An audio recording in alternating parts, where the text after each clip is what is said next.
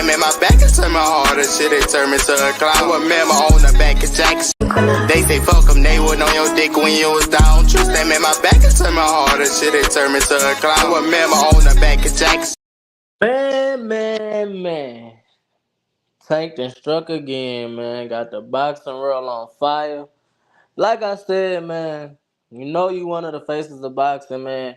When people got a problem with everything you do, Tank is that guy, bro. We slowly leaving, the Canelo era and going into the Tank era. Uh, we all know how great Tank is. Uh, I did a video a few months ago, and I was asking, man, who is Tank gonna fight next? I wonder who Tank gonna fight next. I don't know his next opponent. Let's just go through the list of opponents that he could have fought, but it fell through. Like it's kind of like Tank, the new boogeyman, bro, the 135 division. That's what I was trying to see months ago, but boom, he was supposed to fight Lomachenko. Know what? We gonna start like this.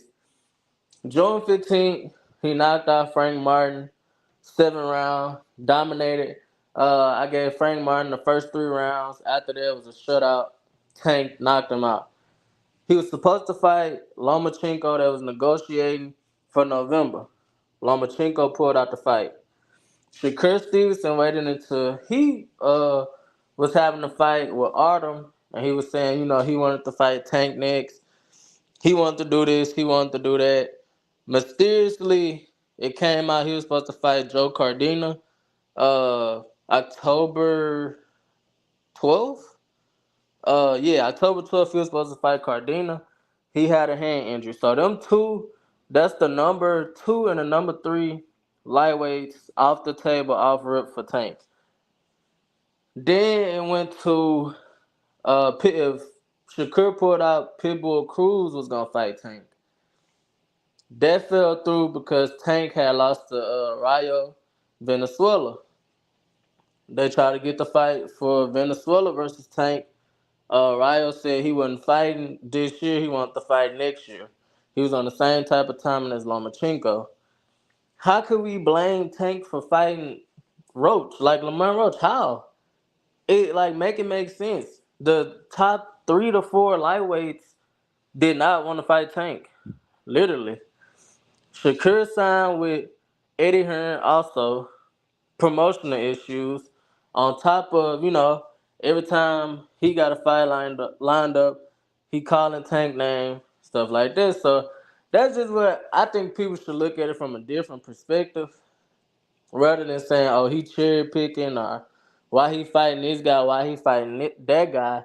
When Lomachenko said he wasn't in the mood to fight Tank this year, which was gonna be, he been on pay-per-view once. He was gonna get the most money he ever made and the most notoriety he ever got. He said he wasn't in the mood for that. He wanted to spend time with his family. Shakur got 2 fights lined up already. Like as soon as his fight versus Artem ended, he signed with Eddie Hearn a week later, and he on a 2-fight deal. He let the cat out the bag on Twitter. He said it. He said he was supposed to fight Joe Cardina October 12th, and then he was supposed to fight Zapata in February. Wow, you just let the cat out the bag. You had no intentions of fighting Tank. We knew this already, but you just cemented it, a few days ago on Twitter. Bernard Hopkins said in the interview, I want Ryan Garcia and Shakur to fight when Shakur come off his hand injury and Ryan come off a suspension. Shakur tweeted back and said, wow, I was already scheduled to beat your other fighter, Zapata, in February. He was supposed to give him his first loss in February. Wow. So why what is the Tank talk for? There's no need to call Tank name and say, you're going to beat Tank and all of that if you know you have no plans on fighting this man. So like I said, I think Tank ranked number 1 in lightweight, Loma number 2, Shakur number 3 from statistical standpoint, from I think ESPN rankings. So How are we mad at Tank for fighting Roach when nobody wants to fight Tank? At least Roach stepped up and said, "Well, I'll get knocked out. I'll get knocked out for the money, man. Don't nobody else want to do it. He'll do it." Uh, I'ma just say it now. Like I said with the Frank Martin fight, I called how that fight was gonna play out months in advance. Man, Tank is gonna sleep this dude. He's not a small fighter like I think. He started at what 135. He done had fights where he weighed 137, 138, and he went down to 130. We all know Tank hit Hector Luis Garcia so hard he went blind. Roach had problems with Garcia, so y'all can do with that what y'all will. But like I said, man, I think boxing fans should look at it from another perspective. It was really no other option left for anybody to fight him. I think this just a stay busy fight for Lomachenko, Rayo Venezuela, for all them guys to get ready and recoup for 2025, and then we could get a super fight.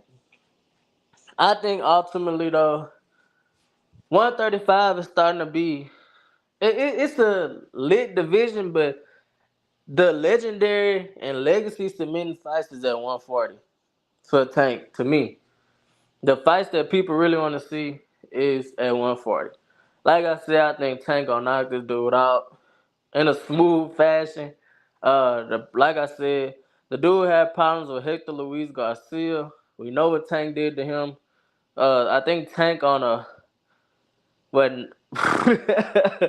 what 7 or 8 knockout streak. He done knocked out Garcia, Hector Luis Garcia, Ryan Garcia, Frank Martin. Yeah, he got in his last 21 fights, man. He knocked out 20 people. Keep it simple. I think he got like a 90 to 93% knockout rate. We know what time it is. He is levels above Roach. He gonna get stepped on, man, like a roach. It's simple. We not gonna complicate this, man. We know it's the Tank era, but let's not come down hard on him because he really didn't have nobody else to fight. Edwin De Los Santos just coming off an injury. It was literally nobody else to fight. Keyshawn Davis, all them guys. Keyshawn Davis got a fight lined up. Uh, Abdullah Mason, he fighting every other week. But he got to get some more, you know, experience under his belt because even Keyshawn Davis, man, them guys got to get more experience, more fights in. Because even Keyshawn Davis' coach said Frank Martin wasn't ready for Tank. So let's just look at it from that point of view. I'll review it again.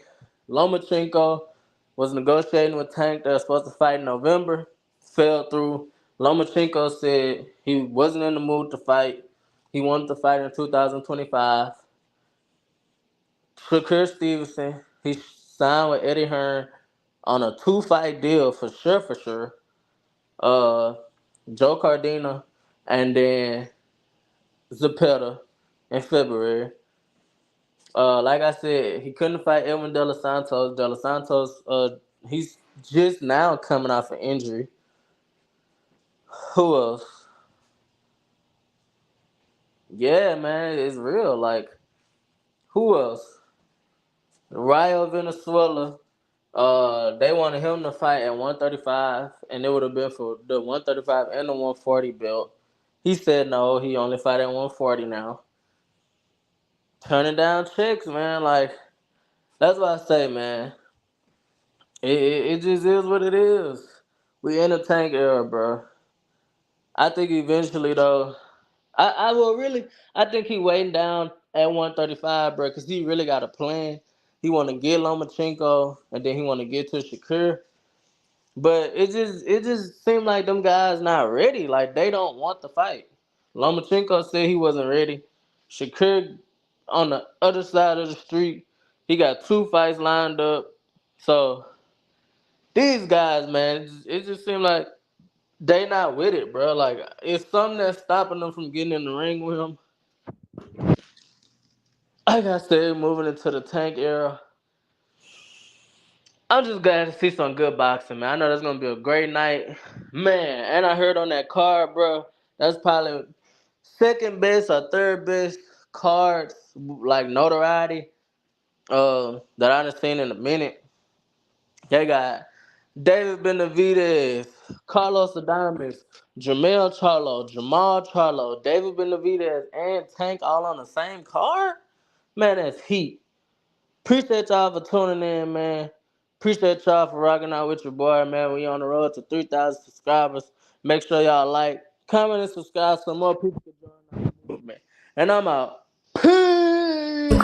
They say fuck them, they wasn't on your dick when you was down. Trust them in my back and turn my heart and shit, it turned me to a clown. I remember on the back of Jackson.